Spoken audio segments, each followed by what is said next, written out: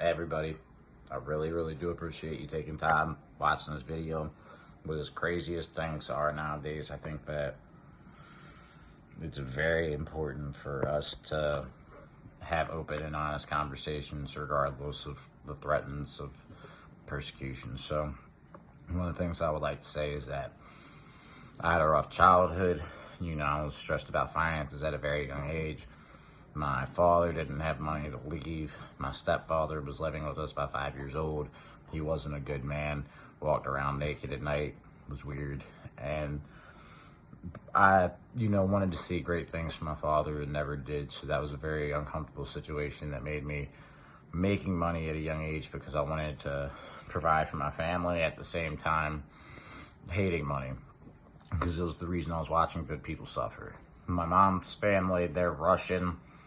They're the only people with known history to Hitler. My father's side, they're Native American. They've been hurt, taken in Alcatraz without trial, and he tried to just not even really tell me and wipe his history. So, a lot of pain, all right? I knew as a child I was here to take the pain of my people.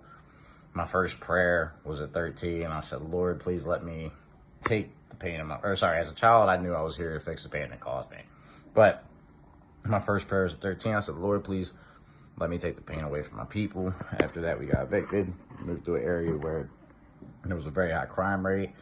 Saw murder by 13, which wasn't really uncomfortable with me because I already had police grabbing me in places they shouldn't, and I already had assault charges and attempted murder charges, and I already had been around the block because, again, we had police touching us as kids, and that makes you angry, all right? So, with all that being said, time goes on, and we can go to closer modern day. Around 18, I was a computer whiz. I was playing World of Warcraft at 5. I got into Bitcoin by 2012. It was created in 2009, so I was very familiar with computer stuff. And I got into a bunch of research about MDMA and LSD, so I'll go to What's Your PTSD. We got some pure product. We were helping each other. We were doing therapy sessions. We would get reagent test kits and make sure that the drugs that we were taking weren't laced so people wouldn't get hurt. And we would go to festivals. We would test other people's drugs for them to make sure that they weren't taking fentanyl, or, we found things like PMA, which will kill you. So we saved lives for people that just wanted to have a good time, okay? And got into some trouble. Had a good friend of mine that did 16 years in the feds.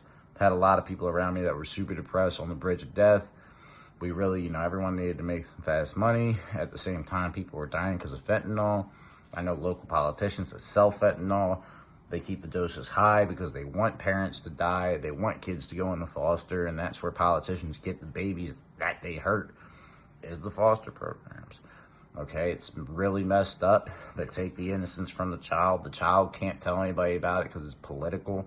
The police are backing the politicians. They don't even believe you. No one feels like nobody cares because everybody's scared to do anything. And then you go out and you buy drugs and you end up getting fent and you die and they get your kid. So it's a really messed up situation, okay? My brother was selling pills, but it wasn't really for money. Like, we hated it because it was a really hard thing to see, but every time we stopped, we watched good people die because anybody else that had the product was killing them, and these people had trauma that no one was ever going to address. So, with that being said, we got into this trap, and I never hurt anybody. I never robbed anybody. I watched people get robbed, watched people get shot over $20, and this was providing business. This was lowering crime rate. This was really helping people, okay? And when I lost two brothers, my son and my father, over a year. One of my brothers was on life support for 3 days. A dude that I met while he was on life support introduced me to a vice president of a mortgage company called Apex Mortgage. The dude's name was Al Suma. And he's been scamming people for 6-7 years, okay?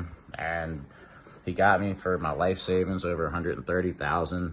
My 4 dogs became 11 dogs because I thought I was getting this nice property over a year. They went into heat. I'm grieving 2 brothers, my son, my father. I didn't think that anyone would be horrible enough to do that to somebody, but now all of a sudden 20 other people are telling me how they lost hundreds of thousands of dollars. And the FBI gets involved, doesn't do anything, but then I get raided. And this guy's still out there scamming people. My dogs got flashbang. They're emotional support dogs. I got severe PTSD. And I sat there for 18 hours. Now, mind you, I was on drugs for 3 years because I was really depressed. I lost everyone. I was sad. I inherited a bunch of stuff. And I was worried about taking the psychological drugs because they changed the brain too much. But I was also worried about being sober and grieving the way I was because I didn't want to hurt anybody. And I'm a very passionate person. So during that 18 hours of shivering, being sick, being zip-tied, listening to my dogs cry in the cold, I died from stress because I wasn't healthy on myself anyways. And that's how I resurrected. The government stressed me to death. But then you got CIA prison where they've tapped everyone. They knew I thought I was a saint. They knew I'm lineage to people that they've tried to wipe off the map. CIA was worried about prison breaking down light, and I achieved enlightenment by opening my third eye and breaking down light, which was given to me by the universe after they killed me. They were trying to have me have a child so they could take it with CPS through the raid. All right, they were doing some extreme wickedness. And when I detoxed, I saw the R. Kelly documentary. I saw parents from Baltimore, and I related to them. I realized R. Kelly was protected by the government. I thought about the Epstein Island. I thought about JFK and the CIA. Thought about the drug war being funded by the same people that caused slavery and racism, that wiped the Native American, that have been doing this for as long as they can. I thought about Bohemian Grove, how they summon satanic, or how they have satanic activity over there.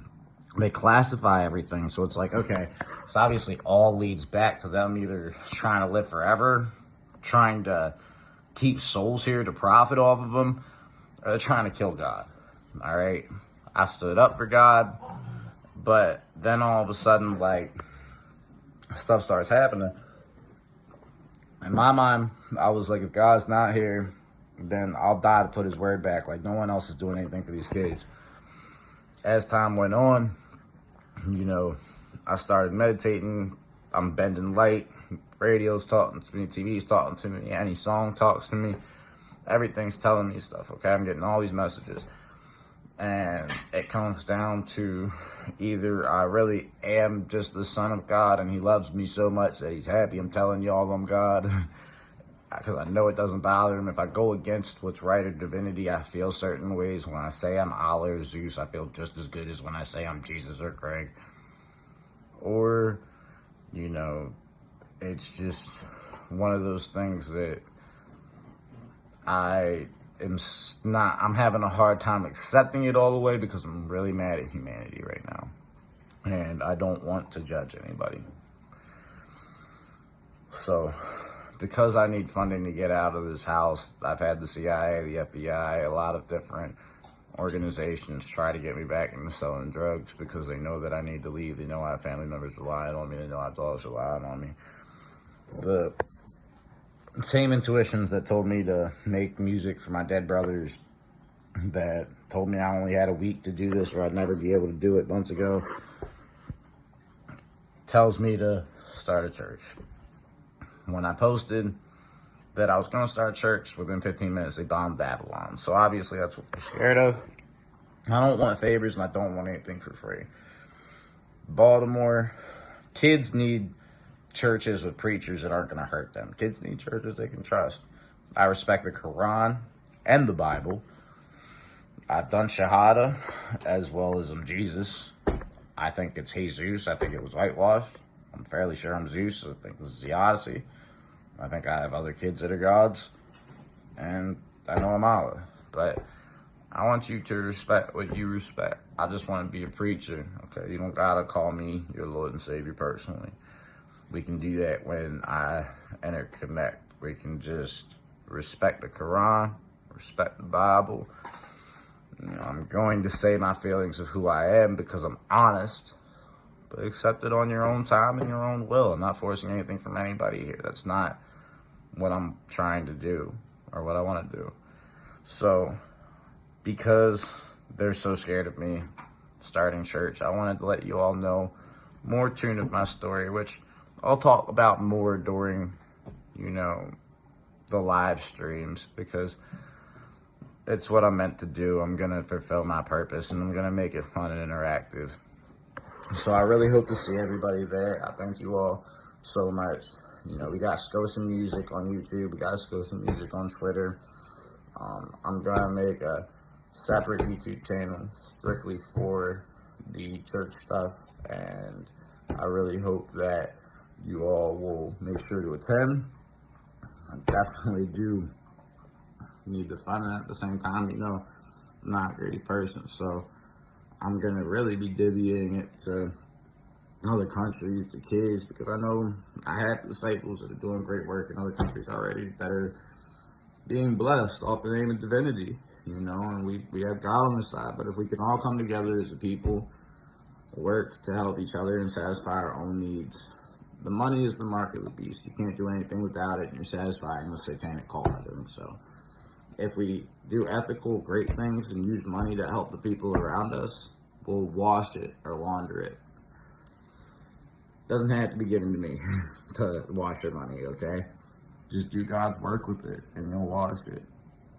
God is asking you, I need money, okay? But I don't need money. I need to get out of here. I need land. I need peace of mind. I need my family safe, as any man does. So, I don't want favors. I don't want nothing for free. We all need God. We all need Jesus. I respect the Quran and the Bible. I've done Shahada. I baptize myself because I can bless holy water. I watch my water be divine. I can see energy. I can bend time. I can do some pretty cool stuff. But, you know, I want to bring everyone together. So this isn't a this or that situation. This is a Friday. We're going to read the Quran. Sunday, we're going to read the Bible. And depending how I feel in Buddha, I might even read this on Wednesdays. Who knows? But let's do some religious studies together. Let's respect good information, learn to love, and, you know, let's not start World War III, guys. Thank you so much.